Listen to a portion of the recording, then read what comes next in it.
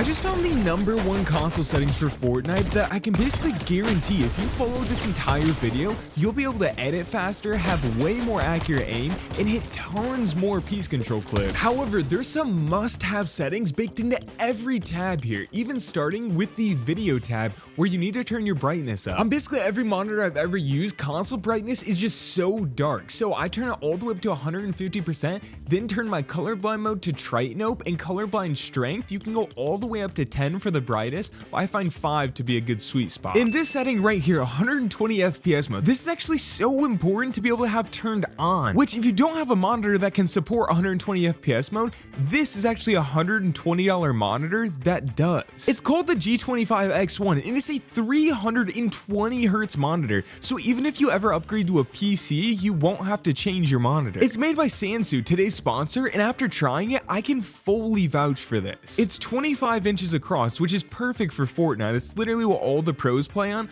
plus it has a 1 millisecond response time. For just over $100, getting a 320 Hz monitor that actually looks good on PC, that can also run 120 FPS mode on console, and it has HDR support along with these built-in crosshairs, so you can even use a custom crosshair on console, which that's a super underrated feature because these AI built-in crosshairs look really good. The other underrated part is just the look of this monitor. Like, the build of it is super clean. How it goes from the bulkier box down below to the super thin panel up top, like that's what a lot of premium monitors look like. And for the performance, there's just no way you can get a better deal than this. So if you need to upgrade from playing on a TV or even an older monitor that doesn't have 120 FPS mode, for $120, I think it's a no-brainer. The link to pick one of these up for yourself is in the pinned comment and the description of this video. So now with the 120 FPS mode turned on, we go over to the audio tab, which there's basically only one setting that really matters over here, and it's having visualize sound effects turned on. Visualize sound effects is a setting that literally every single good player in Fortnite uses because it shows you sounds that you can't even actually hear. Whether it's seeing which direction shots are coming from, or even using the directions of the footsteps to track an opponent in a fight, this is literally one of the most overpowered settings in Fortnite, so you have to have that on. Now we'll skip over the communications tab because this is like your voice chat stuff, but then we get to the game tab where your matchmaking region,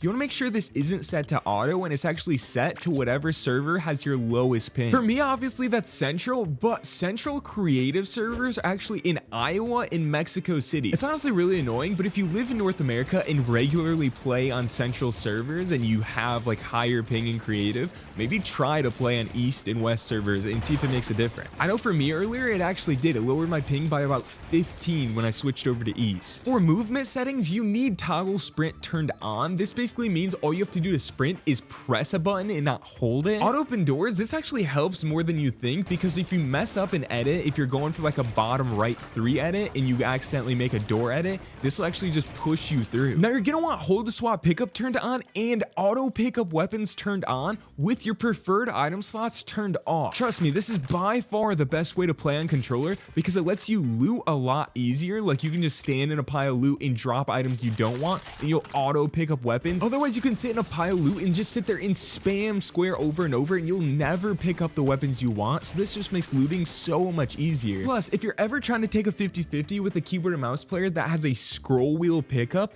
you can actually get the loot with auto pickup before they get it with their scroll wheel. I will say the only time that this is actually really annoying is in early game when your inventory isn't already full. You'll just automatically pick up a bunch of stuff that you don't want. But the pros are way better than the cons. You'll benefit so much from using this. If you want to use simple build and simple edit, you can. It's actually kind of good if you're like newer to the game and don't have a ton of time to grind. But I think it's way more fun and you can get a lot better if you just play the normal way. But of course, it does take more time to learn. Reset building choice and turbo building always have on for us controller players, and disable pre-edits I highly recommend for console players especially. It's just way too easy on controller to accidentally pre-edit a build and then you're just sitting here in the middle of a fight trying to place pre-edited builds, which obviously doesn't work. Like the amount of times on controller you're even going to try to use a pre-edit is so rare that it's just not even worth it to have them turned on. So this setting is kind of backwards, but if you turn this on, it disables pre-edits. It's weird. I don't know why they did it that way. But having auto-confirm edits set to both is probably the #1 way you can become faster at building, editing, and piece control. When you have this set to none, essentially what you have to do is click your edit button, then select your tiles, then press your confirm bind. That's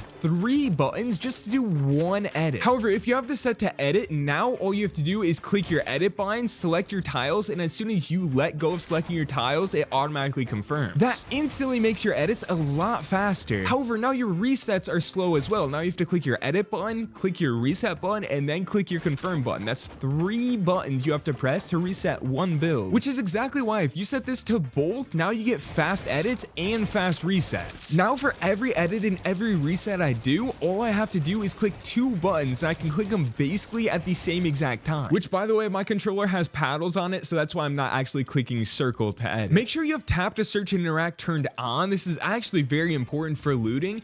And if you unfortunately don't have 120 FPS mode, I would turn on low input latency mode. However, 120 FPS mode is so much more important than low latency mode. It's not even close. If you don't ever look at your replays anyways, then I do recommend turning them off, because it even says right here that replays can reduce performance. So if you want to maximize your console's performance, turn those off. Your game UI tab isn't usually that important, but for chapter 7, they changed a lot of the way stuff looks. So now I would say the lowest you want your HUD scale is 80%. I recommend going even higher so you can make sure you can see that mini map. You can clearly see how many players are left in your game, and you can see when the zone's gonna start moving. You used to be able to put this all the way down on like 60% and it'd be fine, but you absolutely cannot do that anymore. The other thing I recommend is having damage numbers count up cumulative, and then having damage numbers scale at 125% so you can always see how much damage you hit someone for. And then basically all of these settings should be turned on except for a couple of the bottom ones. The touch and motion tab, even though we're playing on console on controller, is completely useless. Gyro aiming is not good for competitive games. So you want to make sure you have haptics turned off and turn gyro aiming completely off, and then we can just move on all the way over to the wireless controller tab,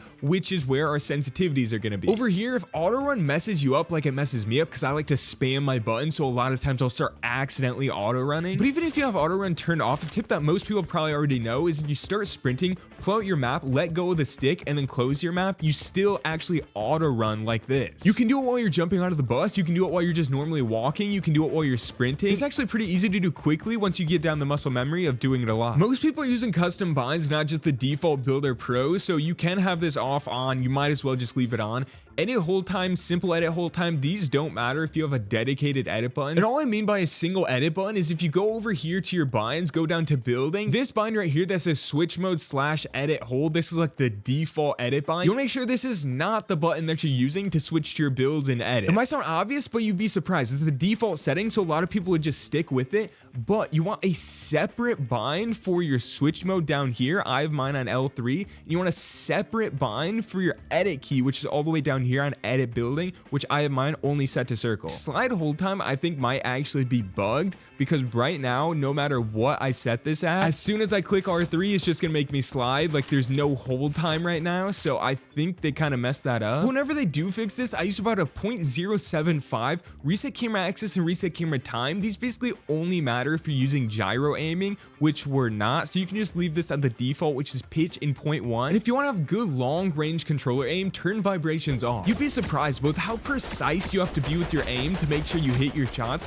The small buzzing of the controller, or maybe getting an unexpected buzz, can completely throw your aim off and make you miss shots. I'm pretty against anyone using quick weapon. I think the default way is faster, it's better, it's easier to understand. But if your settings just look like this, make sure you have use advanced options turned on. Just confirm that we know what we're doing in here. So that'll gray out this look sense and this aim sensitivity, which people have this placebo effect where they swear that if this is on 1 versus 10 it feels slower or faster. It doesn't. I went in slow motion, timed the different speeds. There's literally 0 difference, so these can be on whatever. They're grayed out for a reason. But set your build multiplier and your edit multiplier to exactly 2.0, and then down to your look sense, you're gonna have a bit of an option here. If you like to play a little more slow and controlled, then go for 40% on these. If you like to play a little bit faster and more sporadic, go up to 45% on these. Do not go any higher, don't go any lower. 43% for me personally is the absolute sweet spot because this look sense is all your aim when you're not ADS. So like anytime you're just normally sprinting around the map, anytime you're just shooting your shotgun not aimed in, this is all using this sensitivity. So there's a very fine balance that you have to find where if you go too slow, then you won't be able to fight properly because you won't be able to track players throughout the fight. However, if you make this too fast, it might make your movement feel better,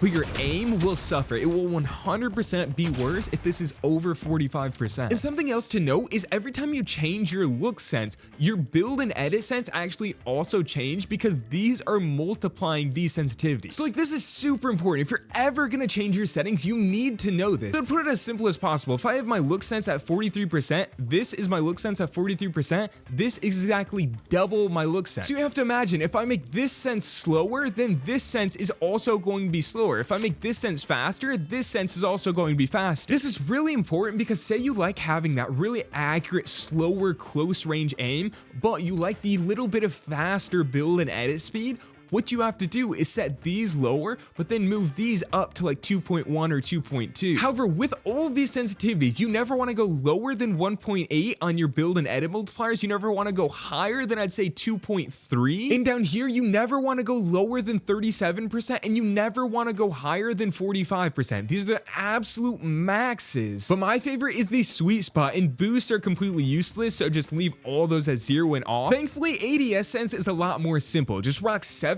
on horizontal, 8% on vertical. If you like to go a little bit faster, move these up maybe 2 to 3% on each. But honestly, especially this chapter, I would not go any lower than this. Like if you want any chance at hitting shots on people that are like shockwaving into the air, or especially using the wingsuits this chapter, this is the absolute lowest you'll want to go. And for scope speed multiplier, I recommend having this anywhere from 1x all the way up to 1.2x. I wouldn't go higher than that. I wouldn't go lower than that. And what this setting does is for every weapon that has a scope, which is a lot of the weapons this chapter, obviously with a scope, you're more zoomed in, so your sense will actually be slower. So this basically makes up for that by making it a little bit faster only when you use this scoped weapon. Set your look damping time to 0 seconds. Set your look input curve to linear. Make sure your aim assist strength is all the way up. Some people that tell you to set it at like 99% are lying to you. Set it to 100%. Set your dead zones, if you can, to 8% on both left and right stick. If this gives you stick drift, turn these up as low as you can without getting stick drift. Your left stick dead zone honestly doesn't matter that much because you only move with this. Your right stick dead zone is way more important because this is what you're using to make your precise aiming adjustments. So you want this to be as close to 8% as possible. You could even go down to 5% if you're a really experienced player, but I recommend 8% for most people, especially on console. For L2 and R2 release, honestly, I don't really use these because I have mouse click triggers on my SCUF controller. I use a Pro controller with Pro triggers, but I think anywhere from 30 to 50% will work really well for these. If you want to just go somewhere in the middle at like 40%, I think that'll be perfect. For adaptive triggers, I can't use adaptive triggers with this. It actually messes me up. But honestly, everyone's controller is a little bit different. Even if you're using like the default PS5 controller, you might have the triggers broken in more than other people. So you kind of just have to go into creative and like experiment with this and see what feels good, what doesn't feel good. You can start by testing this at 1, see how it feels, test it at 4, test it at 8, just see how it feels, see if it works for you. And if for some reason you really don't like these settings I just gave you, this is a settings hub in my map. All you have to do is type Carter 2K into the map tab to find it, and then you can run into the settings hub. In here, I have all the best keyboard and mouse players.